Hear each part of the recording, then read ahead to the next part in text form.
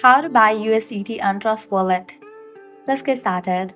First up, make sure you have already downloaded Trust Wallet app on your device. If not, you can head towards App Store or Play Store, search for the app Trust Wallet and download it.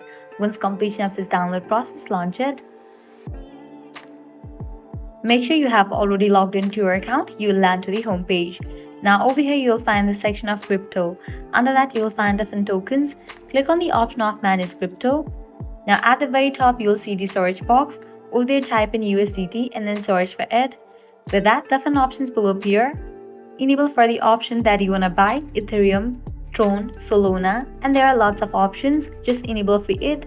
Once you enable for it, you can head back. Then click on the USDT you wanna purchase. Different options will appear. I have selected Ethereum. Now I can click on buy. Now go ahead and enter the amount that you want to use to purchase USDT. Then click on buy and go through the payment process. After you complete the payment process, USDT will be updated to your Trust Wallet. So this way you can easily buy USDT on Trust Wallet. At the end, if you guys find this video helpful, don't forget to like, share and subscribe to our channel. Thanks for watching.